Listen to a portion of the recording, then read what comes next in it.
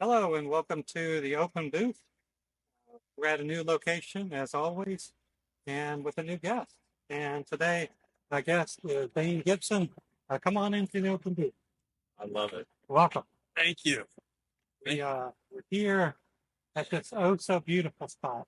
Yeah, yeah, that's one word for it.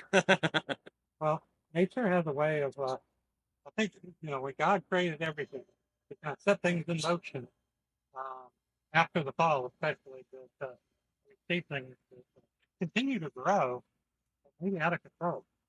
Well, if you do not take care of it, or if you don't take control of it, it's funny. I told my parents the other day, you guys are and you have to maintain this. Dane, this is a question I ask almost everybody. How do we know each other? How do we know each Well, don't hate me if I don't get it exactly right. Professionally is how we first met. I'd say about a year ago, year and a half. What would you say for the time frame? other? But I visited a number of the networking groups that we're both part of. Yep. And I visited maybe 4 or 5 of them before I joined the networking. Okay. And I officially joined the networking group in October. Oh my. Oh, you're- You didn't choose our group. You chose another one. Well, I don't remember like if I visited your group before I joined, because after I joined, I literally tried to visit everything. I mean, I think I was up to like 18, 19 groups that I visited. That's a lot. I mean, you visited. You visited ours at least a couple of times. I don't know if it was before you joined or after, but that's how we first met. Yeah, because October when I started, so I have a feeling it was probably either a month or two before October or a month Yeah, or two so after just about a October. year, give or take. Yeah, because it's right now it's recording. It's what is it? It's 13. August 13th. Yeah, So I can't guarantee when this is going to be released, but I try to have them released every couple of weeks. sure. Yeah. Um, Keep an eye out for it. so we're here today because wow, have you watched some of the other episodes of the I have watched the first one. So I think you have two out. Is that two accurate? out right? Okay, I watched the first one, and I do what you call a click through of the second one. And that was is that the Gula? Is that yeah? So I am familiar with both of them. Okay. All right, so you have a little bit of an idea of what I do I here do. Yeah. and the questions I ask, but it'll all be new here in a moment because everybody's different. Yeah, I but I like to think think I can. we all are you. You know, my photography doesn't. I think I've said this a number of times, but I'll get into that later. Which is, so I'm going to start where I like to start with. Where begin? Where begin? Okay. And where did life begin? Where, did, where was that? That Jeez. first time. Well, first time. That first home. That first home. Well, so I was born in May. So if you track back 9 months before that, I can't do the math in my head, but that's when my parents were getting it on. That's what you're asking. No, I was like, where were you? No, You I were know. born In where Rico, you? Virginia. Oh, Yeah. right. Yeah, born and raised. Apple does not fall far. I moved away many times for years and eventually came back. To answer your question, I can go as deep as you'd like, but to answer your question, I was born and raised right here. Okay. So yeah, right now, just in case you don't know, we are in like County, Virginia. That's true. Because sometimes my locations vary, Yeah, yeah. and Keeping yeah, it close to home. this one's close to home. And tell me, what was it like? I mean, were you like this? Were you the jock? Were you the regular kid? Were you the outcast? Were you just like, well, how would you describe Yeah. your growing up? Like let's start in elementary school. What was it like? I'll give you honest answers. Yeah, And which is what, I which, hope so. yeah, yeah. So born and raised here. Then elementary school, Glen Allen Elementary, good group of friends. When I was 5 years old, I went through an accident where the big toe on my right foot was cut off by a lawnmower. Um, so that's sort of, and at 5 years old, that sort of shapes your childhood in a way. I think that happened. I don't know what grade you're in when you're 5 years old. Maybe it was preschool, right? Maybe. Uh, but so that's a little bit that kind of shaped that era of my life. Okay. Well, so I was good friends with a guy, again, 5 years old. So, he's one of my best buddies. And I was at his house. We were playing, and I think we were like having a water, the grass is wet. And so dad comes around from the backyard riding lawnmower. And 5 year old boy wants to ride on the riding lawnmower. Grass is wet, ran up to the lawnmower and slipped on the wet grass. Kind of put the knee. And yeah. Yeah, I'll show you if you want to see it. Maybe. We can edit the We don't photo. have that. Oh, you want to see? You can keep it in. Yeah, too. no, go ahead. Yeah, no, the audience, this might be the best highlight. All right. I don't know how to should I put it up on You the have to table? put it. Yeah, put it over here. wanna And put it this over here? camera will pick it up. You can put it about right here. Yeah, there you go. I call it the old no-toe. Okay. I actually had no idea I would be. Has it affected your mouth? So because I was so young when it happened, the doctor said it was almost as if I was born that way, and that's how I grew up. I got used to walking with it like this, so I walk perfectly fine. If an adult right now, you or me, were to lose a big toe, we would have so much trouble walking because we rely so heavily on our big toes. And I got into the military, so it didn't affect me but so much. I mean, squirming while I put my shoes on. Don't bear with me. You're probably out of camera right Yeah, maybe. That I'm back. camera will be- We're back. All right. So this wasn't. You have your own podcast, you know. Yeah. This wasn't covered on your own podcast. Nobody. So I mean, to be honest with you, Matthew, I've never been in this seat before. I'm always the one sitting where you are, kind of leading and guiding the conversation, doing most of the talking. That's not true. Doing most of the asking. Never come up. Nobody's asking. Sure. Yeah, I remember bits and pieces of it. I mean, most people don't remember much. 5 years old. I remember the sound it made when, like, I went underneath. It's kind of like, I mean, you cut your own lawn, and when you run over a very large stick in the yard, it makes a pretty loud crack. Yeah, yeah, and that. So I remember that sound. I remember the dad who was using the lawnmower. Uh, I remember being in his arms. He was carrying me inside. And then I remember being on the kitchen table. My leg was elevated. I remember seeing blood kind of running down my leg. I remember the ambulance getting there, riding in the ambulance. I actually remember a fair amount of all that. So, however you want to psychoanalyze it, I'm sure that shapes a 5-year-old a little bit. Well, those were your own words. You said Yeah. just a few minutes ago that elementary school was Right. shaped by Yeah. the shape of your foot. One, like, I think I'm okay. I cut my own grass, so I don't have, any PTSD. Well, I mean, who's to say how deeply something like that affects you? I can cut my own grass, so it doesn't affect me so much. Well, so I have a friend who I won't give any predict that. They were at a family get together this past year. They were all having a good time. The friends and relatives going. The children went up to another family member's dog. Oh, okay. Another family member's dog attacked a child in the face. Yeah, And pretty this rough. child, like, I imagine it's different if it's a split, but still there's this kind of subconscious thing. Totally. That, like, for a child, that, like, it's so different. If I take my shoes off, if somebody will say something weird, do I walk differently? Yeah, yeah. All these things Yeah. that, like, Yeah, an adult, you can be like, it's going to pass. You're young. It's going to change. But when you're young, it's everything is that moment. And maybe even reliving those moments. Like the trauma of that, like, searing. Maybe it's not the pain, but it's the trauma of seeing your own blood, feeling those feelings, Yeah. those things like that. Yeah.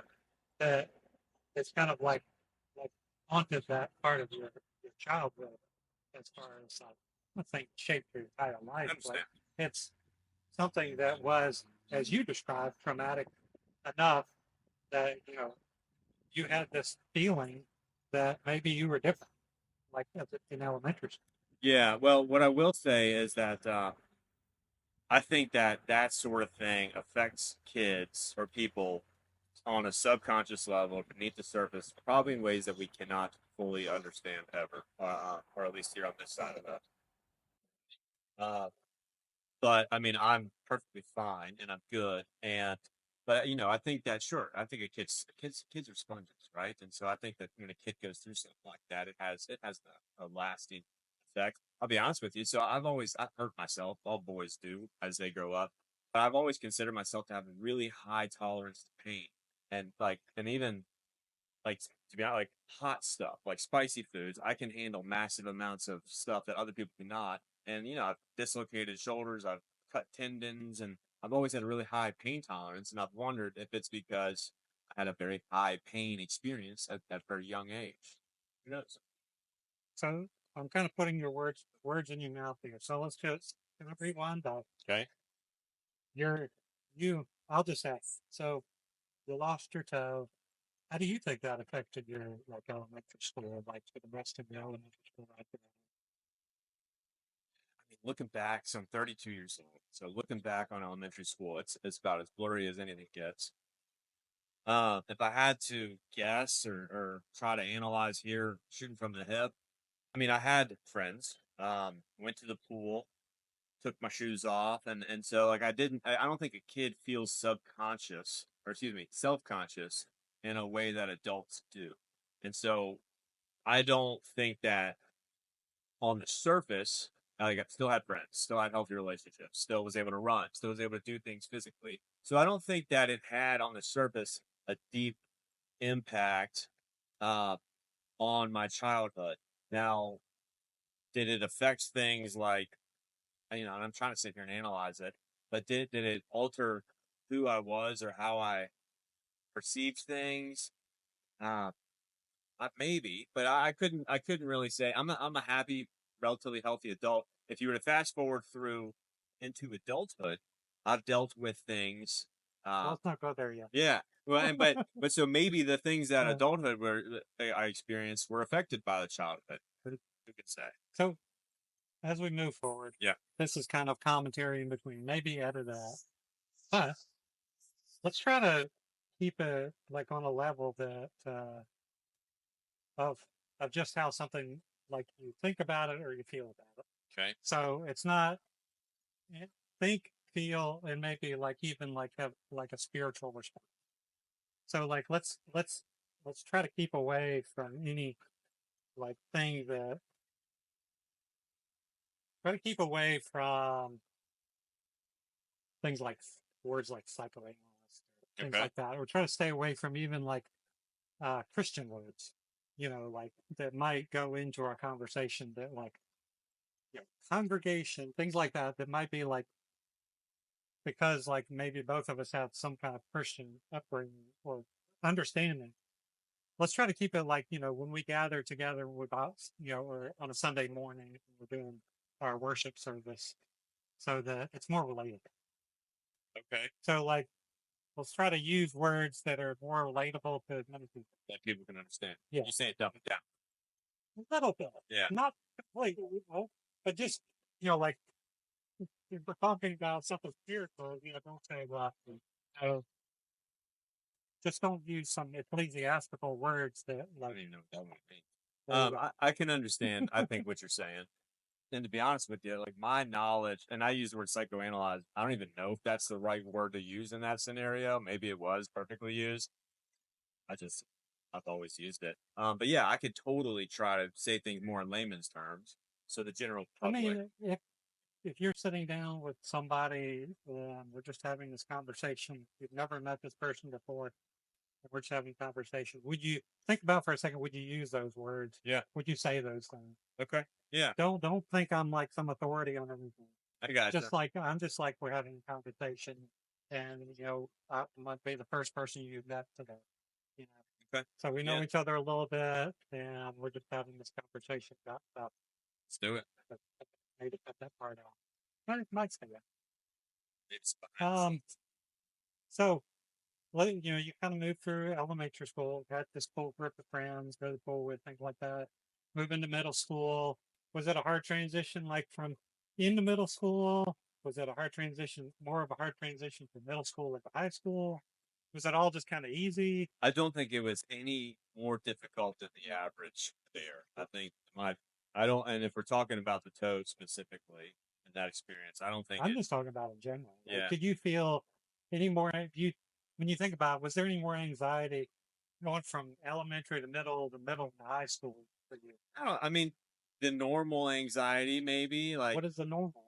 well, I mean, I'm going to high school. I'm now a big boy, and we're more into girls now than in middle school, and so and it comes with pressures, and you get want to be cool, and so I mean, how did you feel when I you were mean, going into? for me, like I hated the transition from elementary to middle, Okay, and this is because like of what the school district, the way it was laid out.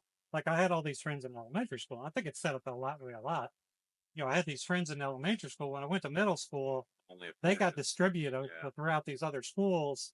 And then, so like 90% of the people in the middle school, I had no idea who they are. yeah, And I think I only maintained like one friend that, I had from elementary to middle. yeah, And so that was a harder transition just because it's like you have to build up those friend groups. yeah. All that is starting new. I mean, it was a similar story for me from middle school to high school. Having heard you describe it that way, most of my friends from middle school went to different high schools. So I went to a local high school, Hermitage High School, and didn't have very many friends from middle school. So it was starting over, but I'm always been an outgoing guy, so it was a small hurdle to pass up. So you've been the outgoing person because like I was never the outgoing. Yeah, it helps. It helps. Yeah, yeah, I've kind of like maybe had to force myself and like what I do, I've learned to be outgoing in yeah, a way. yeah. I've Adapted, developed maybe. skills and doing things in differently, and it's not. Yeah, I think that this is important because I think a lot of people will put themselves in a I am an introvert and I am an extrovert, Okay. Yeah. and they will live that and they will reinforce it in themselves. Yeah, and kind of speak it into existence or reinforce. I think reinforce is a good word for it. I would have told you that as a kid, middle school, even high school, I was what you'd call an extrovert, outgoing. I would say as I get older, I really appreciate my alone time. I seek that out now, whereas before I would seek out, other people, whatever that looks like. So I'd say I'm shifting as I get older. Actually, it's opposite. You say you're shifting to be more outgoing or adapted to I'm trying to shift away from that. I still have that ability, and I still, you still got it. But if I had the opportunity to be alone, I would take Well, the kind of general feelings they say about people who are extroverted is that they get energy from being with people, that. Yeah, but then like they enjoy that time to recharge their batteries and be out with people that can. I heard it said the other day, really, really well. But so, like an extrovert, someone who's outgoing, they wake up with 0 points, and as they interact with people throughout the day, they get more points, and they end the day with 5. Now, like you start with 0, you interact with people, and you got 5 points. An introvert wakes up with 5 points, and as they interact with people, they spend their coins, and they end up with 0 at the end of the day. So how do you fill your coins? How do you recharge your batteries? Yeah, The so high school. This is like a formative time for lots of people. totally. Was it a formative time for you? Well, you asked who I was before. One of the previous questions was who were you in high school? Were you the jock? Were you the and so if I had to pin myself to one specific group, and truthfully, I think I floated amongst multiple. I was uh enough of a chameleon to be able I was enough of a chameleon to be able to fit between multiple friend groups. So one of those friend groups was the stoners. So getting high, did that a lot. I partied and drank. I would say I started drinking in high school. at parties, and then I would float to kind of a car scene kind of person. You know, the kids with the what they thought were quick little race cars, manual stick shifts. So I floated around. So I don't think I would fit into one particular. Definitely wasn't a jock. I'll say it that way. This question spans from high school back to quote formative years. What was like it on? Good question. It was a good life. Mom and dad to this day are still married. Uh, they still live in the house that I grew up in. That so my father built that, and we moved into that one. We were like I was 3, 4 years old, and lived there till I was late 20s. So healthy, good relationship. Parents were. I had a younger sister. If I'm 32, she's now 28, so 4 years younger than me. Uh, and I mean, it was good. It was happy and it was healthy. Had a dog, multiple dogs, good dog people. Backyard, played ding dong ditch. We went played outside. I was one of the last generations who actually didn't grow up with cell phones, and so now they're all doing that. Oh yeah, yeah, totally. We even went so far, and it's too far. I'll admit this, but we TP'd, we egged, ding dong ditched, and then as we got older and our toys got more serious, we would paintball people's houses. And I'm not proud of that. And I actually think that I've gotten a taste of my own medicine into adulthood on that. My house got egged, and I was really unhappy, and it sucked. And I did that to people, so not proud of it, but I did do it. What about you? Did you A ever little fit? bit mischievous. Oh, well, yeah. I mean, you know, we were boys growing up in the '90s. Well, I'm a bit older than you are. Yeah, The one time where I went out with my friends and did the rolling, rolling. TP Oh, I see. Okay, rolling yeah, I see it. somebody's Yeah, house. Went out with my friends and we did the TP on this person's house. We thought we got away with it. Came home, uh, went to bed. The next morning, it's a person's house that we TP'd was knocking on the door. My mom answered, and I didn't hear the conversation. Then later on, my mom came to me into my room, and she was just laughing. really. She was just That's a good response. It's harmless. laughing. she said, she said later to me, she's like that, dude. Then, then she said the person then came to the door and was knocking on the door. And so, my mom had a German accent. I don't know. So she was like, well, they came to the door. She was like so upset. And Matthew has done this with the friends and throwing the toilet paper everywhere. And then, like, so I was like, she was, oh, yes. Oh, yes, what's up, friend? No problem, no problem. And then I shut the door and I just sat laughing because I was like, I can't believe you would do something like that. That's awesome. It's like, it's just like, I was like, am I on trouble? She's like, She but sounds like, like a good she's mom. like, I know you're not going to do something stupid like that. I was like, yes. Yeah, that's pretty good. But yeah, her reaction was laughing. I didn't know that you had a German ancestor. Yeah, That's my cool. mom is, my mom and Inga are twins, and they were born actually in a country that doesn't exist today. Um, and it didn't exist then. Weird. It was called the Sudan. It's the Sudetenland was basically Czechoslovakia, where they were born. But at that particular time, 1941, Hitler had moved in and taken it over in the Anschluss. I think I'm pronouncing it right. Hitler came in and occupied the areas of Czechoslovakia, and they called it the Sudeten. Interesting. Um, so that's where they were born, 1941. Very Okay. bad place to be born. Very bad time to be born. Wow. Yeah. Uh, Yeah. No kidding. but their mother, grandmother, was German. Brought them out of Czechoslovakia.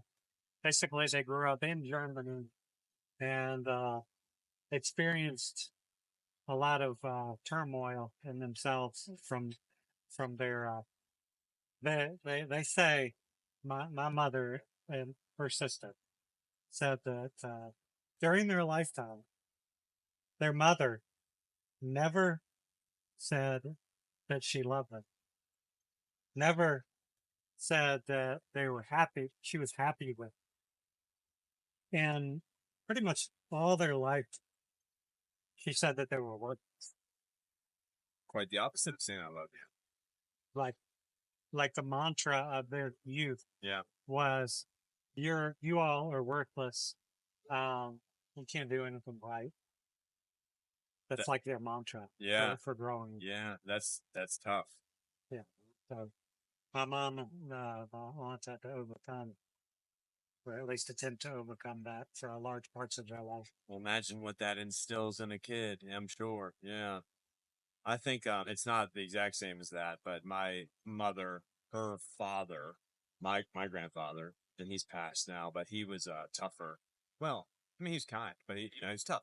I think that era of people, they and being born in 41. I mean, but that was your mom who was born in 41. So imagine when her mom was born. I mean, what 20s maybe 20s, and so imagine.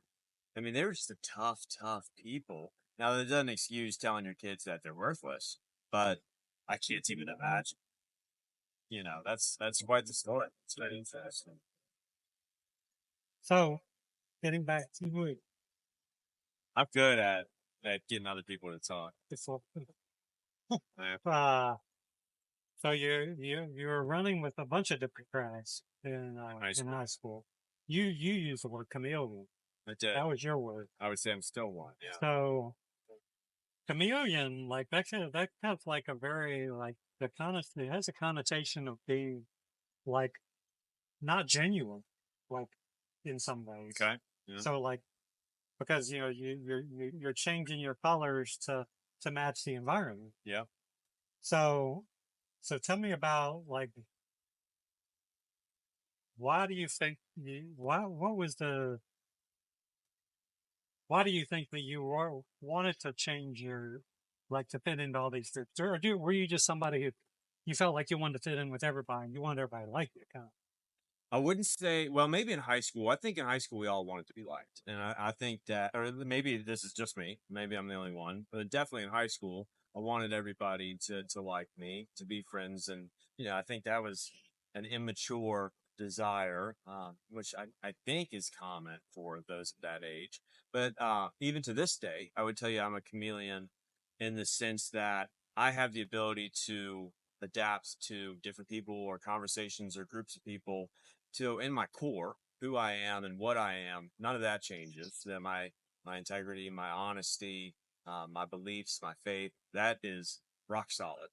But I can go and converse with a group of men and women in their 80s and get along just fine versus some teenagers who I can relate to because in a way I'm still a big teenager. So I would just say I'm very, very adaptable and can get along with a whole slew of people. And that's always been the case. I think that I'm designed that Maybe relatable to better word for maybe. chameleon. Yeah. Yeah. Maybe relatable is a good word for it. Yeah. Chameleon does have that connotation of being I can like see that. Yeah. like you never show a true color. Well, You and know what maybe I'm they're saying? all my true colors. I do hear what you're saying. Yeah. Well, take it how you will. Yeah. Well, so you're going in high school and like in all these various different groups, and you're coming to the end of high school. Do you feel like there was like a direction? What was your direction then? Military. Military. Okay. Yeah. Easy. So did you sign up on your own? Did you talk to your parents about it? What was the? They knew it was a strong desire of mine. I mean, that was what I wanted at the end for it. I mean, What was the branch you going to? Army, active duty Army. I did maybe a semester of community college between Army, excuse me, between high school and Army. So I did a semester of community college because I had to get waivers and I had to go through an approval process because of my toe, because of I got a nystagmus with my eyes, and so I just had to. I didn't get accepted. How old were you? 18, right? Yeah, I joined when I was 19. Yeah, I think I finished high school at 18. Uh, yeah, so that was my one desire that after high school, at the end of high school. So why do you think? I mean, like, what was that? Yeah. What was that? Well, I Where you're mean, there. I think there's many reasons. I think that I always wanted a brother. I had a sister growing up, but and I always wanted a brother to, I had good guy friends growing up with, but I always wanted that core, a brother. And I thought the military might give that to me. Turns out that it did. Um, I felt like I was a boy and I was 18 or 19 and I wanted to feel like a man and I didn't really know. And so I felt like I was a boy and I wanted to be a man. I thought the military would do that and it did. Um, when I was growing up, 2001 was a big thing, 9/11. And so I remember coming home. I think they stopped school early when I was in school. They stopped school early because of 9/11. And I remember going home and trying to like rush home to go watch my favorite TV show. And it wasn't on, it was just the news. And so 9/11 really impacted a lot of us. And so I always wanted to fight and I wanted to fight for my country and to have that. There was this fire within, all of that equal Is there military. people in your family that were in the military? My grandfather, both of my grandfathers were. My father, Were you close to them? Like, so that I was very close to my mother's father. So a grandfather on my mother's side. The grandfather on my father's side, he passed when I was 8, 9. I barely remember now. But both of them were in the military. So tell me about your experience in the military. Well, I joined a combat MOS. So 18, 19 years old. I was field artillery, uh, steel rain, fire from the sky. I did all of my training in Oklahoma. My first duty station. I'm giving you a very broad overview, so feel free to pick where you want to dig if you want to. My first duty station was Korea, South Korea. We were the northernmost unit in South Korea. So I was what you call a 2RF, which is quick reaction force. So if North Korea were to attack, it was our job to react quickly and hold the line while everybody else retreated back down south to a safer position. So we were as close to the DMZ as we could get. So that was a year of my life. Then fast forward, Texas was the next duty station for 2 years. So 3 years total in the military. Tell me this on the broad view of the military. I don't want to like not like specifics about station or work or anything like that. Okay. What did the military change about you? Did it change something about you? Totally. You said you were a boy at first, and then you came out. You felt like you were a man. Yeah. Like, what was it about that?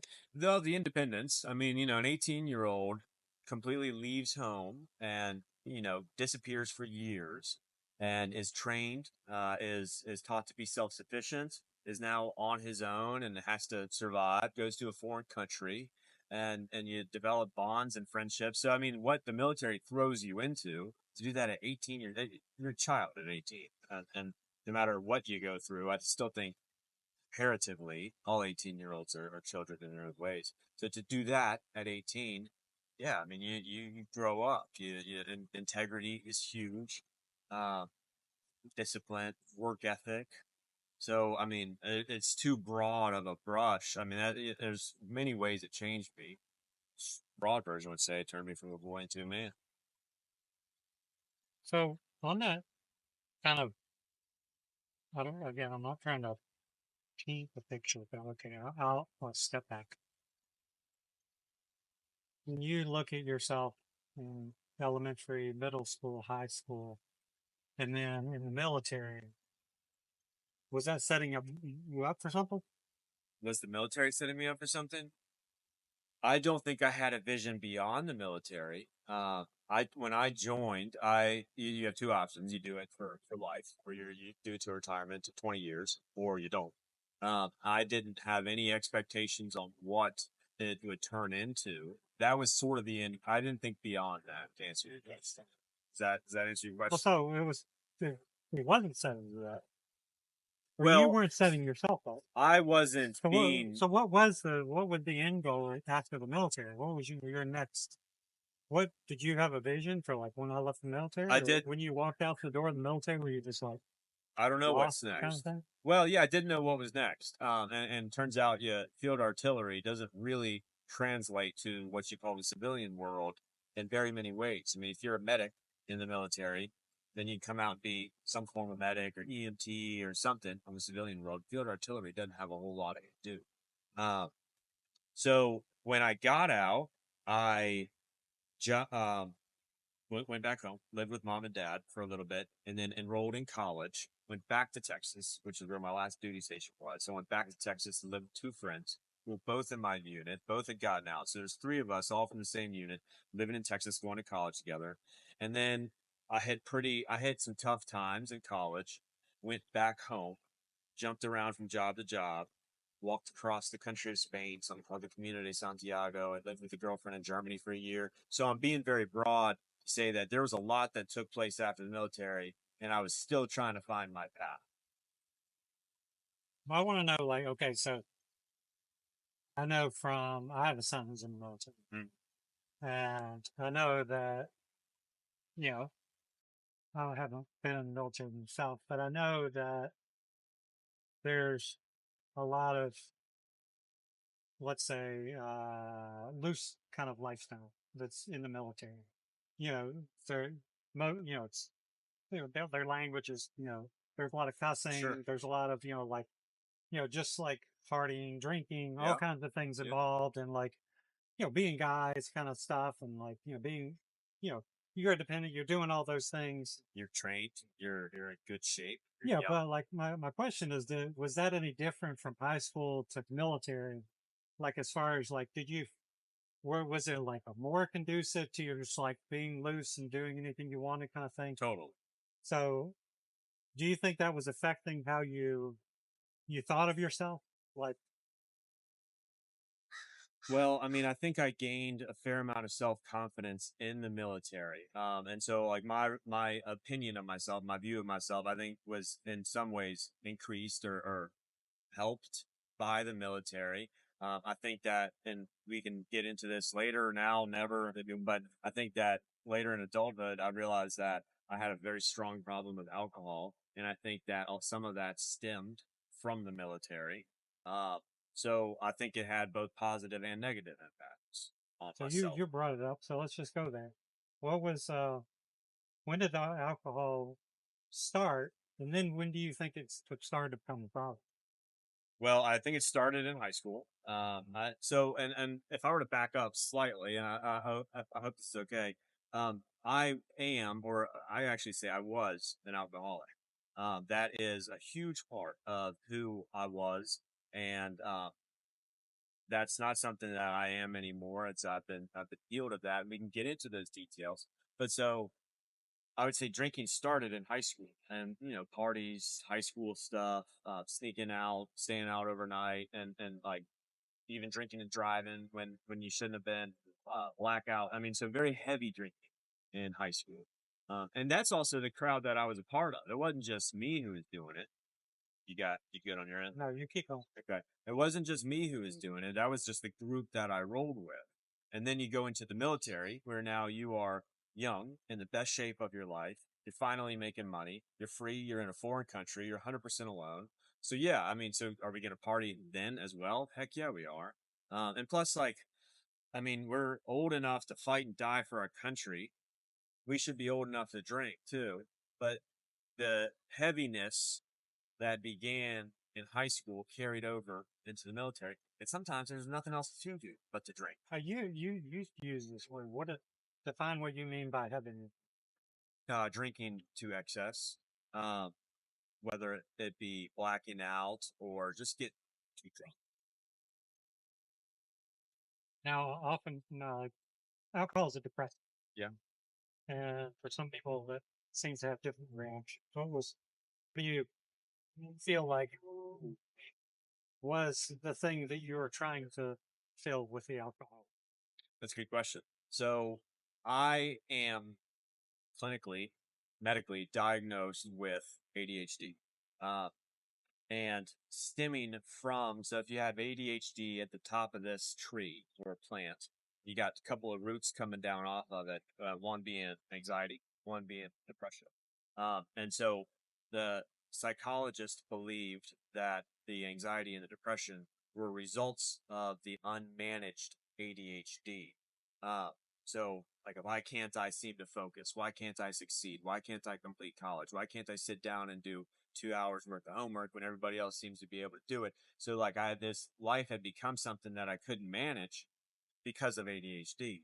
But if you are familiar with ADHD, your brain does not make enough of I don't know if it's serotonin or dopamine, but so what our brain does is seek other ways to get that feeling or to get what other people's brains naturally create. I think that alcohol was a very easy, quick fix to what my brain did not make.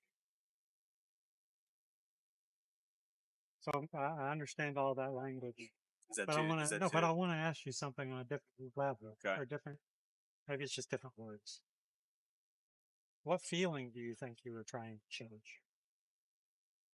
Maybe happiness, or contentment, or I think stimulation. If I were to get on its most basic level, I think that my brain, I didn't have stimulation.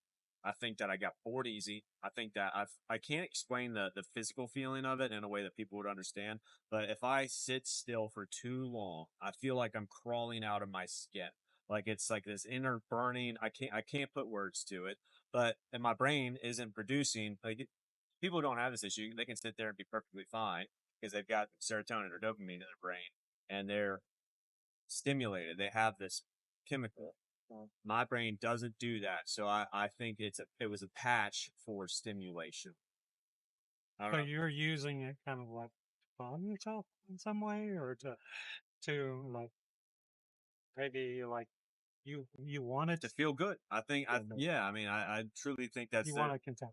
Yeah. And stimulation, I mean, while it is a depressant at first, it gets your heart rate going and it feels good. You feel good and you're more sociable. And so while it is a depressant at first, it's a stimulant. And I think that I was seeking alcohol. If you were to drink it, it's something that gets you up until it starts taking you down. I think what I was seeking was the up.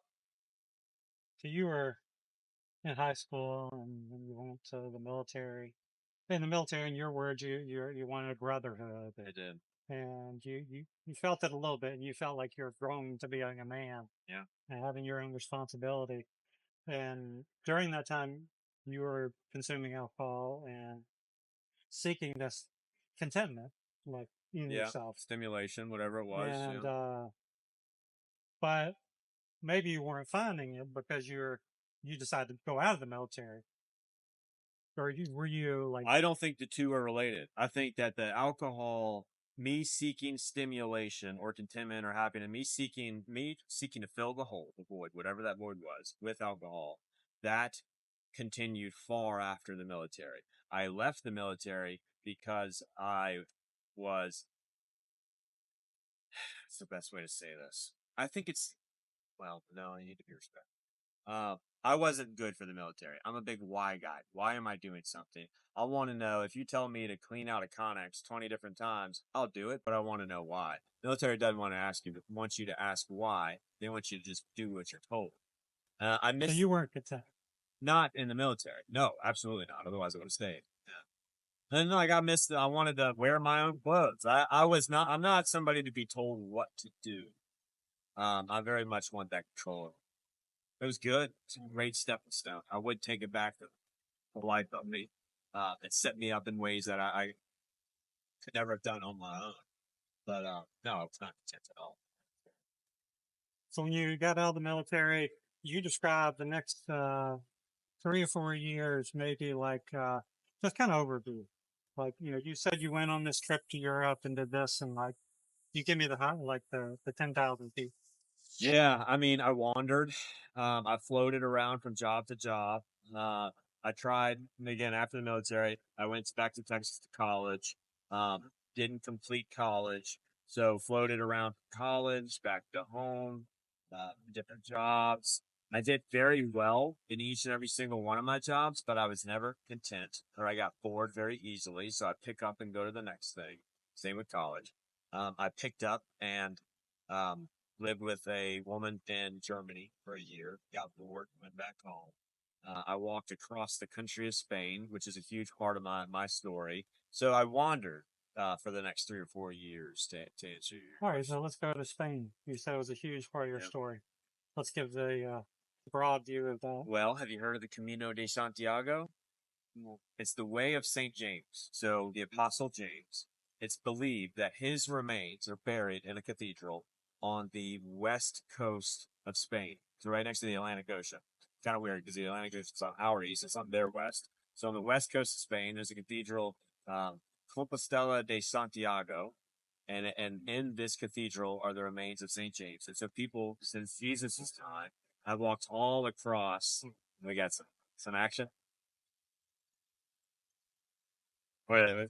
Yeah. All right. Oh, good. So okay, so I thought you maybe Spain. have ADHD too. No, because they're like driving slow and looking up and Yeah, breaking their necks. Yeah.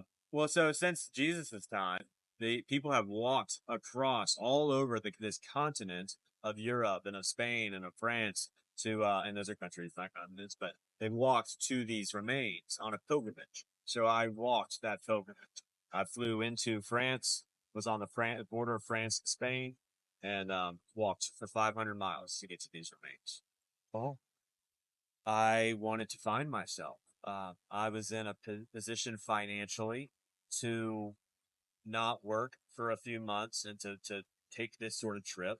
I didn't have any commitments. I was wandering, as I mentioned, and so I didn't have any job tying me down. So life worked out in such a way that it was the perfect okay, time. that's all to have. Why did I do it? Because I was still seeking who I was. What does that mean exactly? What does that I always like? Okay, so like I'm gonna kind of why that trip? I saw a movie.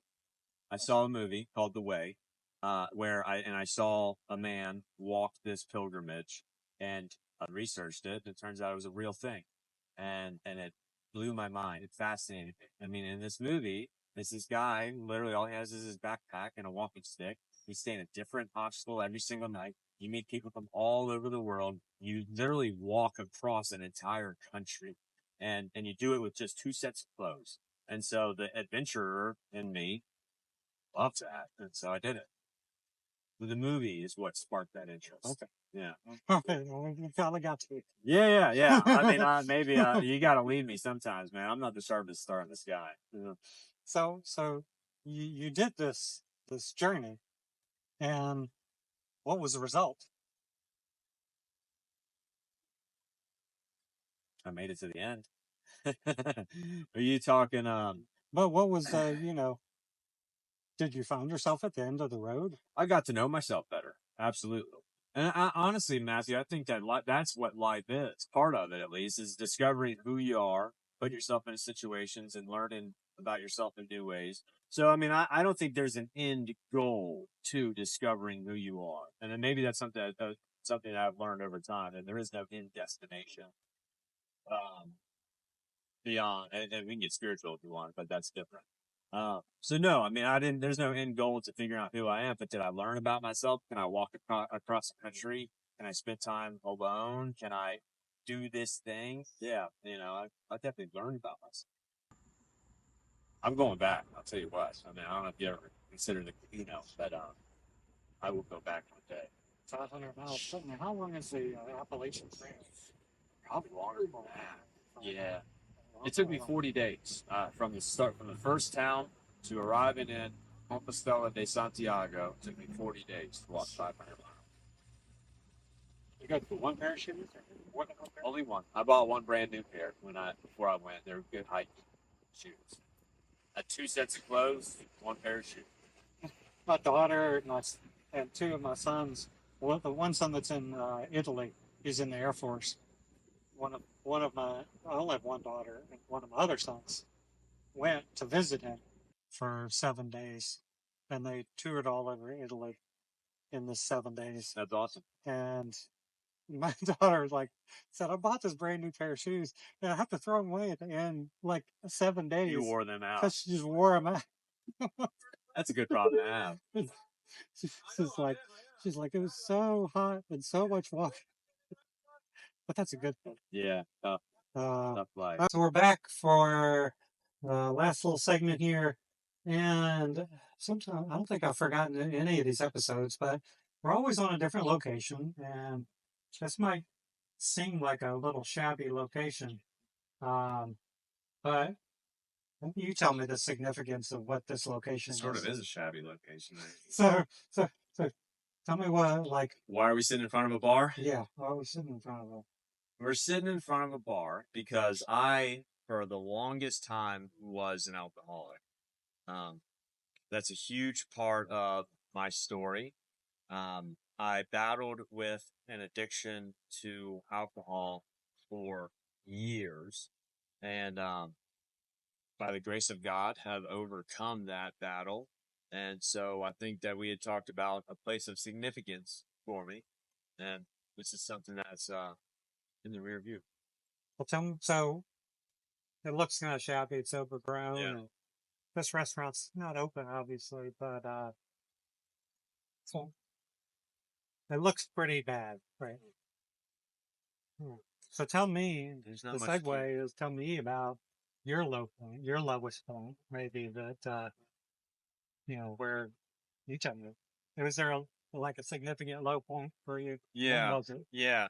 So I would say that, I mean, and we know that drinking started around high school. It continued through the military, continued after the military. After the military, I did hit a particular low point uh, in my drinking that I actually got to the point where I called 911 on myself because I wanted to shoot myself. I wanted to end my life. I didn't see any point going on. And while I didn't want to do it, but it seemed like the only thing that made sense. And so I called 911 on myself. Uh, COVID, and then you fast forward, you come out of that, you're okay, you live life. But COVID was also a very, very rough time.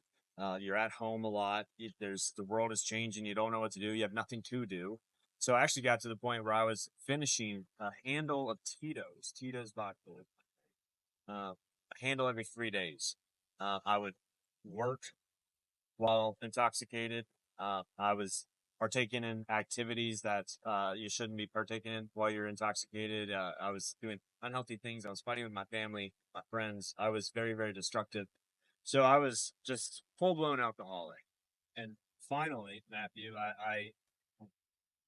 my thing was I would pass out and wake up on my kitchen. That's where I would always end up. And I just remember one night I woke up there on my kitchen floor and I broke.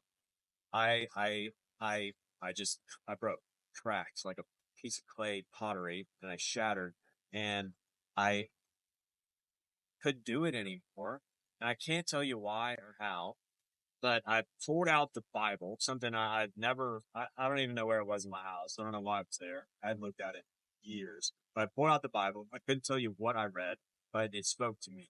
The next morning, I went to the morning workout with my friends and I broke down in tears. And they would tell you that I had said, Jesus found me. And he's been my pursuit ever since then. So I don't know if I'm getting too broad for you or too much of an overview, but I hit my own personal rock bottom that I had created for myself. And in that rock bottom is where I found God and he found me. And ever since then, we've been clawing our way out of the hole that I built for myself.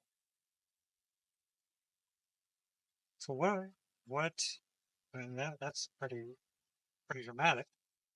It was not good. Yeah. I mean, so on a practical sense, does that mean you're like after that day you're like you stop drinking just No, like literally that it doesn't day? work like that. You No. tell me. I don't know. Yeah, yeah. For me, it didn't work like that. So let's say I cracked in the summer of 22. So somewhere in the middle of the summer. Um, and that broke and I went to God and he showed himself to me. And so ever since then, he has been my pursuit. But that doesn't mean you wake up the next morning and you're a different person. I continued to drink. I could continue to pursue desires of the flesh. I continued to be with people I shouldn't have been, do things I shouldn't have done. So I didn't become a brand new person. What I became was somebody pursuing God. And then in that, I started to see how good he was. I became baptized, I got baptized. And as I was still drinking, still pursuing these desires of the flesh and pursuing God, I realized that he was so good. The things that I was doing were getting in the way of my relationship with him and me getting to know him. So then I got baptized and I said, Lord, you are first. I want you more than anything. And so this is my symbol, my show that you are what I pursue. Didn't stop drinking, didn't stop pursuing the desires of the flesh.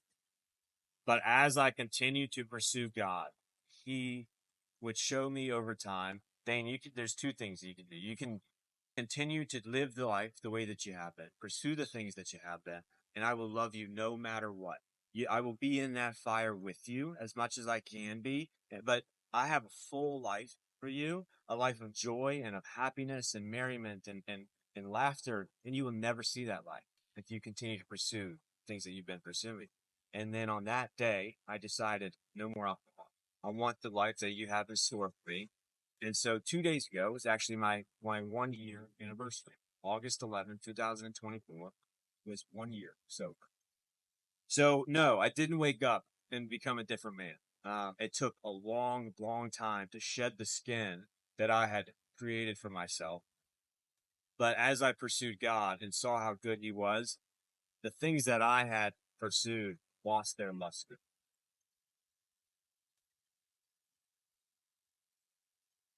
That When you describe this time that you were, you said a year ago, Yeah, that's when I stopped drinking. Yeah. what was, well, what was that like? Was it just It a was easy. decision? It was a decision. I had thought, well, but so here's the thing. So I got baptized, continued to drink. And then a year after, no, that's not true. Probably 6 to 8 months after baptism. At that point, I made the decision to stop drinking. So it took me from baptism to quitting. There was about 6 months in between where I still was living this life, but it just didn't feel like me anymore. And it just didn't sit right. And it just didn't please me the way that it used to.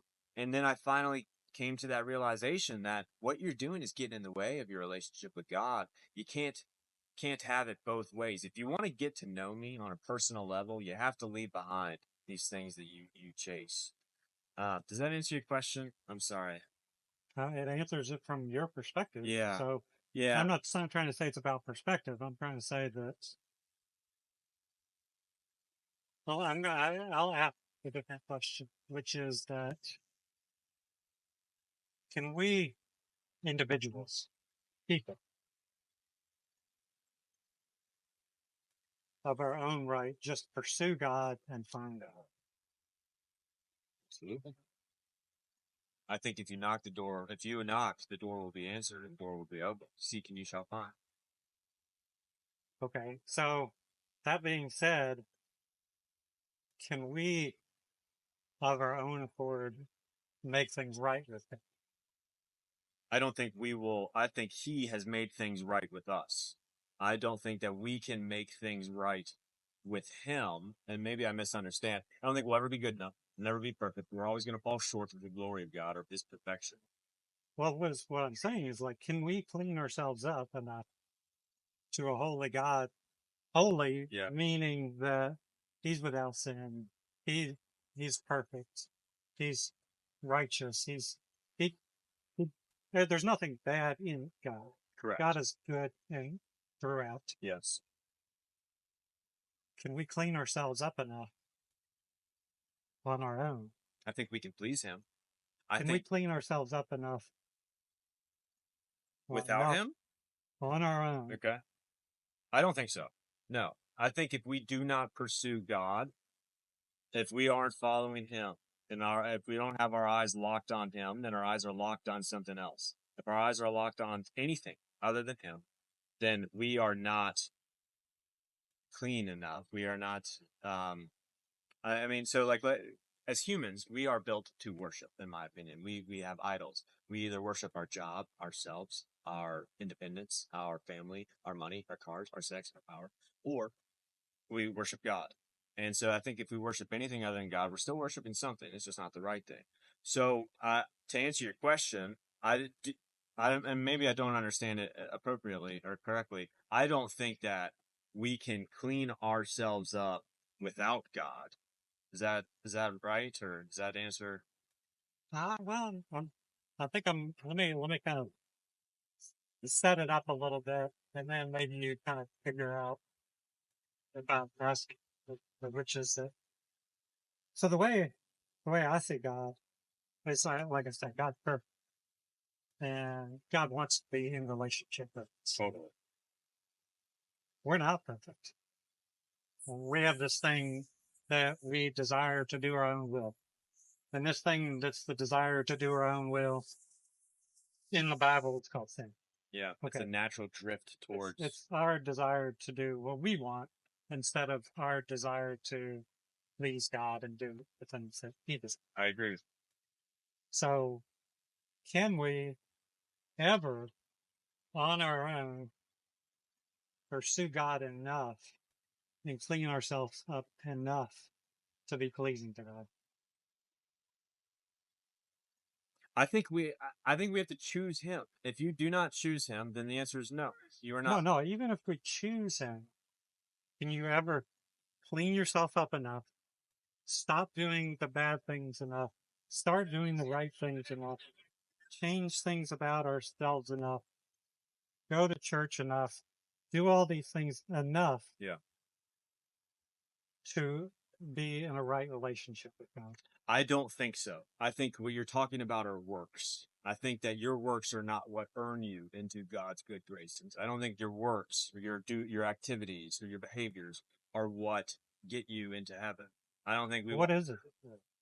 It's His grace.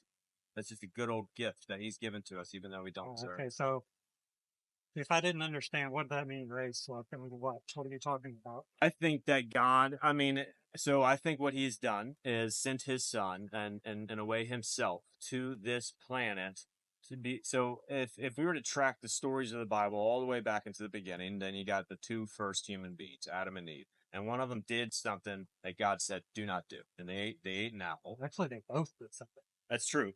She's the one who took it off the tree and gave it to Adam. Well, do you know what Adam's first responsibility was? Got it. What was his first responsibility? To make sure she didn't eat them. Well, and so So he neglected his first responsibility okay. to tell her not to eat. So And in the Bible, it's actually clearly written that when she took the fruit, he was there with her. okay. So his first sin is actually like not doing disobedience to God and not doing protecting his wife. That's what his first sin was. He's not protecting his wife. Well, it's disobedience to Okay. God, but also not protecting his wife. I digress. No, but like I'm just saying, it's interesting. Yeah. Like there's these. I don't want to pin it on Eve. Yeah. Because they both sinned almost at the same time. Um, Yes, go ahead. I'm sorry with your story. I just thought it was interesting. yeah, no, it is very interesting. But so if we were asking what grace is, I mean, it's a gift that's not, okay. Here's a good way of putting it, and I've heard it before. But what you can do something wrong in this world, you can get a speeding ticket, and you can go get reckless driving, go 100 miles over the speed limit, and you got a big old fat fine. They're not going to throw you in jail, maybe, but you got a huge fat fine, and so you go to court, and the judge says, "Hey, you're guilty." But you know what? Somebody's actually paid your fine for you. You're free to go. And I think that's what God's grace is a free gift. Even though we're guilty, even though that we're not perfect, we're always going to pursue our, we have the natural inclination to sin. And if we need to, we can even dig into what sin is. But I think that, so if we were talking about what grace is, it's a free gift to get into heaven and spend eternity with God if we so accept it. But it's not just that, right? I mean, it's not just to get into. It's not just the ticket to get in. It's the door that opens so that you are a new creation in Christ. Yeah, you are renewed or you become a new person. And that's why I'm talking, that's why I had to shed the skin.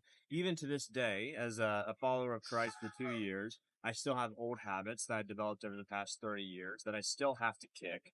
And that, so we don't become brand new. Our bodies don't become brand new overnight. I think we still have these inclinations that we have, these addictions, these problems, these inner beasts. Uh, but I think that our mind is renewed, and I think that our spirits are renewed when you choose to. In the Bible, there's a part that says, Paul says, I do the things I don't want to do, and then I don't do the things I want to do.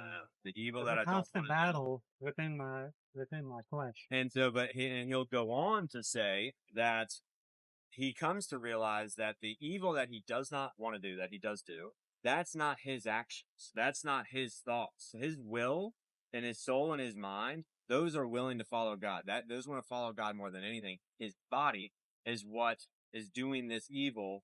And so he finally realized that it's not his thoughts anymore. It's the thoughts of sin. It's the sin within him. And so almost as if they were two separate beings or entities. Yeah, so it's interesting that when when Paul talks about like a new creation, that you know when you saw God's grace upon yourself, Yeah. and you knew that God had not of anything you did saved you. I could never have done it on my own. I couldn't. You didn't give up alcohol to save yourself. You didn't give up the things that you've given up to save yourself. You gave those up as almost an offering. I don't want to put words in your mouth, but you're like offering them back to God and saying, these aren't things that This is no longer me. this is not me. these aren't helping me pursue You. Correct. you because you pursued me first. Yeah, and I think you said it very, very well. And I think that I gave them up and surrendered and sacrificed this old life because I saw him and how good he was. And so these old ways just didn't, they weren't good. They weren't good like he is. You see true good when you see God. There's nothing else that can compare. So you give up. Well, I just wanted to, for people who watch this, maybe there's somebody who's going through something similar. Totally. There is. And the thing is that maybe they're thinking that they have to give up those things before they can pursue God, You do not. and that they have to quote clean themselves up before they can know that God is there for them. But the truth is that God Wants you as you are. has already put his son on the earth. His son has already lived. His son has already died and come back to life for them.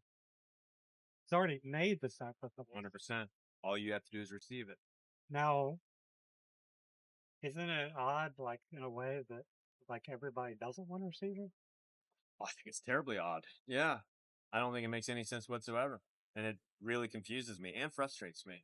But I think people's hearts are hard. I um I mean I think that a lot of people are angry with God. I think there's a misunderstanding. I think a lot of people are angry at the church, not God, but the church and what the church has done. So I think people have become very, very hardened. And he's not going to force himself upon you. Yeah. It's somebody said it was like it's a bad analogy, but it's like a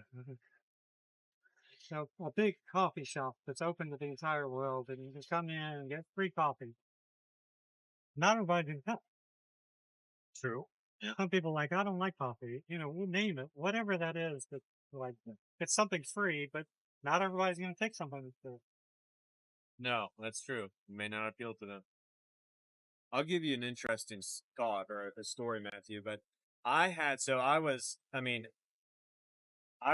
a life that I'd really crafted for myself, and I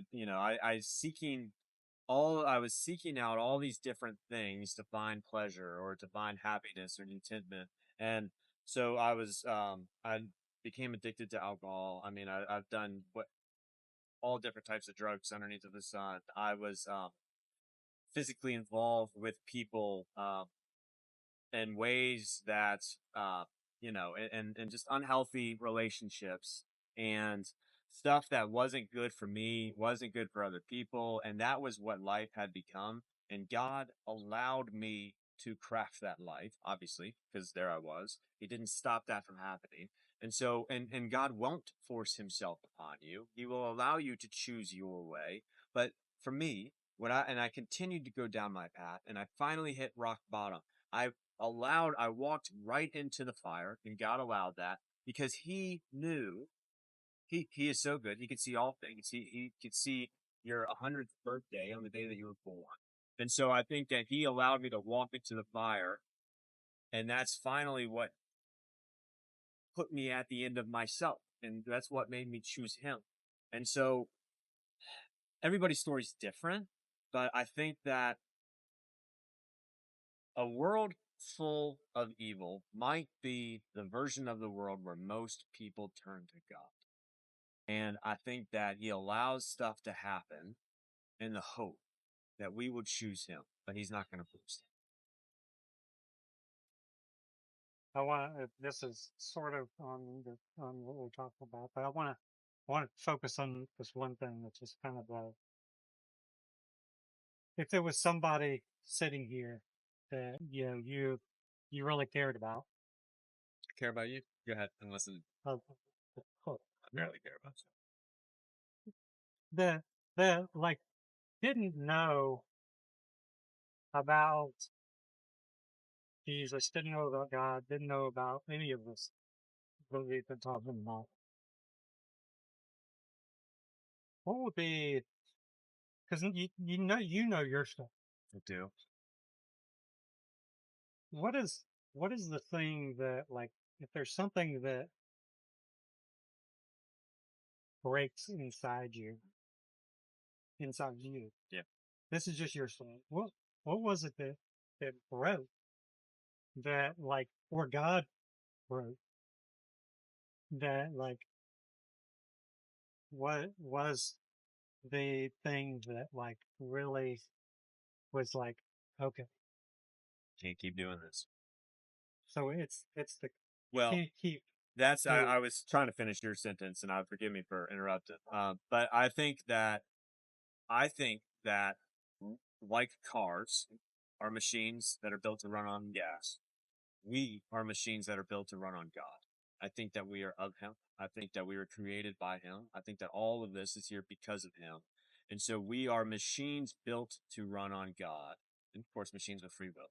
But when we do things our way, or when we try to find a substitute, or when we choose to put vegetable oil in the tank versus, you get whatever I'm saying. I think that things don't work the way they're supposed to. And depending on what your choices are, life can get pretty bad. You can want to kill yourself. You can want to put a bullet in your brain. You can pursue things to find happiness that are extremely fleeting. And so I think that what broke was my soul. I think that I was a machine trying to do things my way, and I realized that something's not right. This isn't what. There's more. And the more was him. I think my soul broke. I think he's piecing it back together. Well, I've heard that from very many people, and not one things that God either allows or breaks the the pot in order to put it together the Yeah. way He wants it put together. Think of it like a bush or a plant. Um, Anybody who's a good plant caretaker would tell you that sometimes you have to prune the plants to help it grow. And when you cut limbs off of it, you're cutting things off that are still alive. But you're doing this, and so it probably hurts a little bit. But you're doing this to help that plant grow. And so I do think God will prune us. Sometimes that pruning is allowing us to choose our own path, just like me. And I chose a path that really felt pretty painful. And then I ran back to him, and he accepted me with open arms. So yeah, I think that we make ourselves into a certain type of pottery, and then to reshape that into what he wants, yeah, it has to be broken first. Right? He prunes us as plants to help us to grow. There's there's this, like, Japanese pottery. Have you heard about this? Like, Yeah, you look it up, and they take like a nice pot, and then they smash it, and they put it all back together with, in the quote, glue is gold that holds it all back together, that's and it what. becomes this, like, prized possession thing. That's Interesting. like, because all the cracks in it are gold That's cool. that make it, like, and it's all, it's just this You beautiful see the creation, beauty of it, yeah. but it's all been like broken. Well, it's kind of have you ever read the book The Shack or seen the movie The Shack? I have, but Been a little while. yeah. It's very, very interesting. It's very interesting. But in the end of the movie, and I think maybe the book too, but this man is digging in the garden with God, and it turns out that spoiler alert, it turns out the garden is himself and his heart, and it's ugly, and there's thorns, and he's digging and he's working, and all he sees is this pain and this suffering, and he hates working in this garden, and then it zooms out, and the bigger picture is this beautiful, beautiful masterpiece. And it's all these different colors swirling together, and it's a beautiful painting, but you could only see it from God's perspective. But what we see are the brambles and the tough and the hard. But I think that he's got that eagle-eye view that you're talking about. I think it's we don't have much time, but I think the biggest thing that I've found in my life is as I've been a Christian for 20 something, maybe 30 years. That's a long journey. But the thing I've learned the most is over the last about 10 years, God's word is God's word. And It's huge. you attest to it in the fact that you said that you just opened up a Bible. You don't even remember what you read. Way too good. But all of God's word from Genesis to Revelation has been spoken by God. And it's useful. And it's written powerful. on our hearts.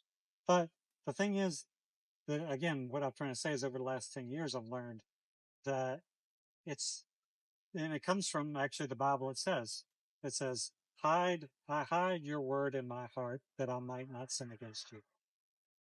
To read it, remember it, memorize it, understand it, and continue to read it like on a daily basis. Another verse, it says, thy word is a lamp unto my feet and a light to my path. So from a Christian perspective, we need God's word read in order to light our, like, the present place where we are, a light unto our feet. Totally. But it's also in order to have a vision for what's in front of us. As we're moving forward, we want to move forward. As Christians, we don't want to stand still. So the Bible and God's word are that lamp unto our path. Totally. So that as we're moving, walking, and running, it's that path in front of us also. So to understand and to read and to be in study, to go to a church where God's word is being read and being taught, to be in men's groups, to be in Bible studies. Community is what you're talking about. Being in the right community. It's really community, but also a community of people who love God's word. Totally. And want, and like it says iron sharpens iron.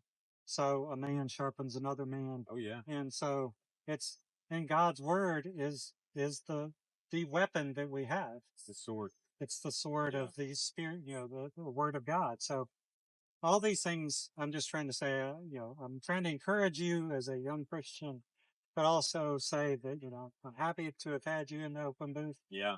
And, I think we're about at the end. And so, thank you for having me. Yeah, I've enjoyed it. I appreciate your spending time here in the open booth. And so, unless you have a final word. No, I mean, do you mind if I say a prayer? Let's say a prayer. Okay. All right. You want to hold hands? We don't have to hold hands. I was just kidding. Doesn't matter to me. I don't care. Lord, I want to thank you for Matthew, for the opportunity that this is, for what you're trying to do in his life and our life, and thank you for who you've crafted him to be and who you've helped him craft himself into be. Lord, thank you for the opportunities that you put in front of us, the stuff that we can see, but especially the stuff that we cannot. I think that you want to move in really big ways, and part of that is us saying yes to the things that come across our paths that have to do with you. Help us to see the way that you do, see your opportunities, and say yes to the stuff, even if it may be scary. We love you. Thank you again for everything. Amen. So I will say, at least we don't have to greet each other with a holy kiss, right? If you want to. I mean, I'm sinless in the sight of God. I don't want to do that. No. All right. Well, that's all from the open booth. We'll see you next time. All right. Thanks, man. Ugh.